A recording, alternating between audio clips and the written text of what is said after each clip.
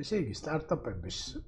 სერიალში კიდევ ერთი სერია ეთმობა ეროვნულ ბანკს ისევ. მოკლედ 95 წლიდან, ანუ უკვე 2 წელია ეროვნულ ბანკში გავშინაურდი რაღაცნაირად ისქენი მენეჯერიც გავხდი, ეგეც აღნიშნულოვანია, რომ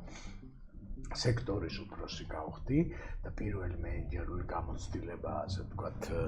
ამ სერიაშია, რომელზეც ლაპარაკობ.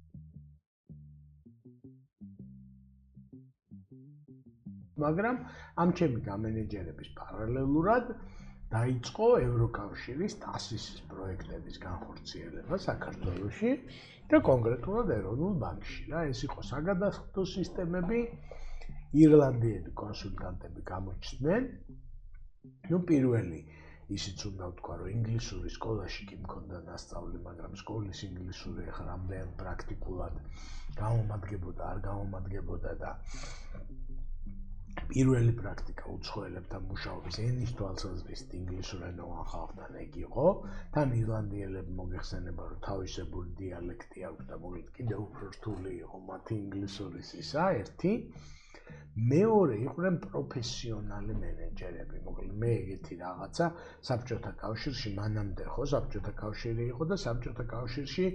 მენეჯმენტი როგორც მიმართულება პარტიასთან იყო დაკავშირებული, მართვის სკოლები პარტიული სკოლები იყო. ანუ ფაქტობრივად პოლიტიკა და მენეჯმენტი ერთად იყო და ისე ჩვეულებრივად ეკონომიკა ისწავლებოდა რაღაცები, მაგრამ მენეჯმენტი არის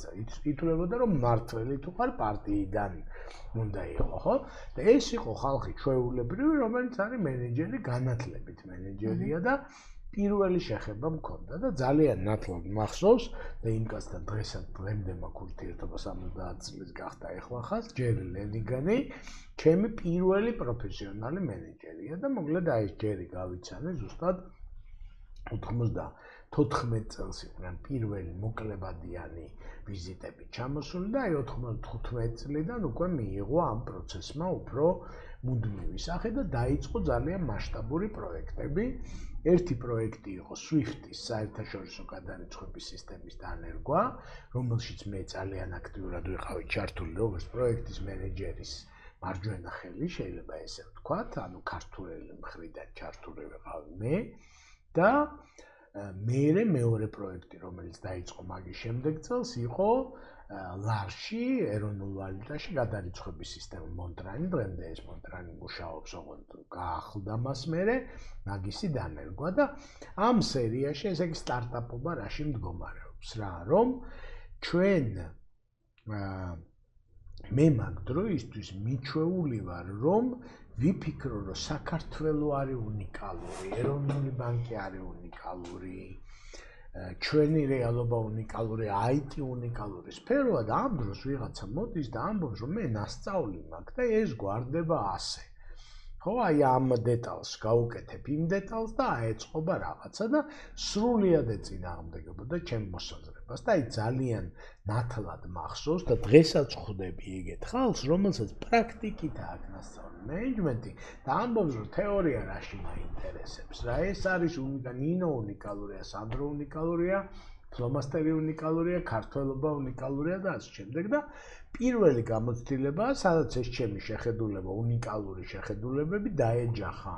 სტანდარტებს, შეიძლება ითქვას, პროექტების მართვის სტანდარტს. მახსოვს როგორ ეწინააღმდეგებოდი ამ ჩემ უფროს. მეუბნებოდა, რომ ესე უნდა გავაკეთოთ პროექტის გეგმა. მე მეუბნებოდა, რომ რატო უნდა გავაკეთოთ ესე, მოდი ისე გამოვიგონოთ ველოსიპედი. ის ამბობდა, რომ არ გამოვიგონოთ ველოსიპედი, ეგრე კეთდება და აი ეს best practice-ებთან ფაქტიურად პირველი შეხება, მოკლედ აი ამ სერიაში ხდება.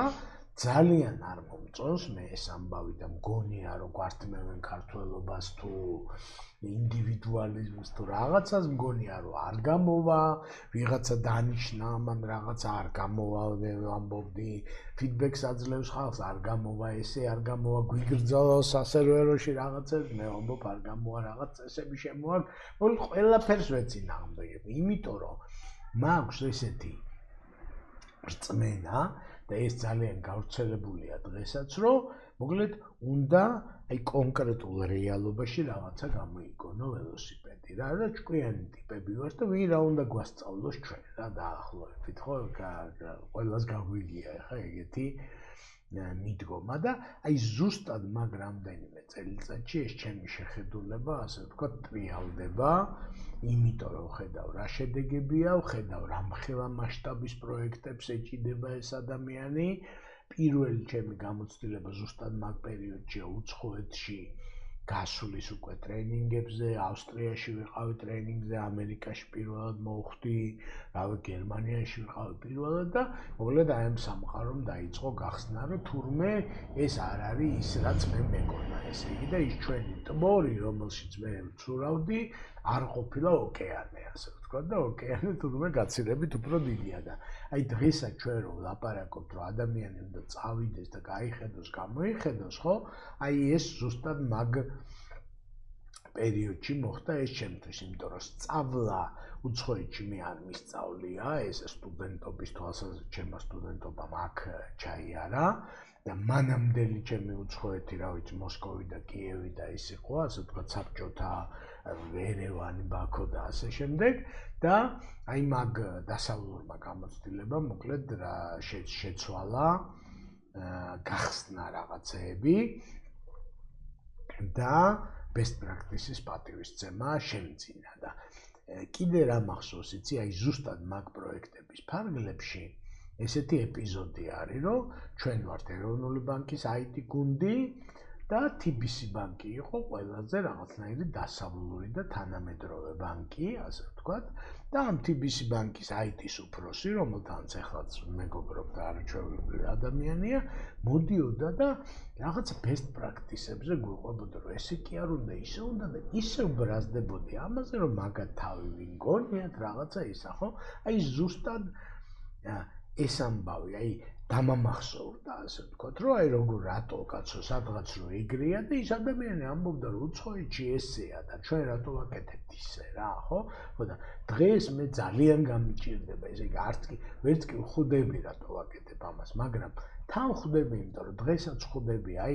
ძალიან კარგ კომპანიაში, ახლა ამ დღეებშიც მქონდა ესეთი შეხვედრა, ადამიანი ამბობს, რომ მე ესე გამომივიდა. აი რაღაცა გამოვიგონე, ამას ის მივაწეპე, იმას ის შევაწეპე და გამომივიდა და ამ ინდივიდუალურ გამოცდილებას ძალიან მაღალი ფასი აქვს რა, მაგრამ რა ვიცი, შენ რო გამოგივიდა, ეს არ ნიშნავს, რომ უკეთესი ველოსიპედი ვერ იარსებებს და წადი კაცო, წადი, წამოდი, ნახე, იქნება უკეთესი მეთოდიც არსებობს და აი მთავარი მოკლედ რა ჩემ ცხოვრებაში მოხდა აი ამ უცხოელებთან და უცხოეთთან შეხებით იყო ზუსტად ეს best practices პატივისცემა, მე უკვე იმ კომპანიებში, სადაც ვმუშაობდი, უკვე აი მახსოვს, რომ საერთოდ ეს საკითხი საერთოდ აღარ დამდგარა ჩემთვის რა პირადად, რომ გამოვიგონოთ ველოსიპედი თუ არა. რა თქმა უნდა, ინდივიდუალიზმი არავის გაუქმებია, რა თქმა უნდა, ძალიან მნიშვნელოვანია, ჯერ უნდა ვნახოთ სხვა ველოსიპედები როგორია და მერე ვიფიქროთ, რა გვჭირდება კიდე დამატებით, მოკლედ აი მაგ ჭკუაზე მოვედი მაგ ეროვნული ბანკის პროექტების შემდეგ.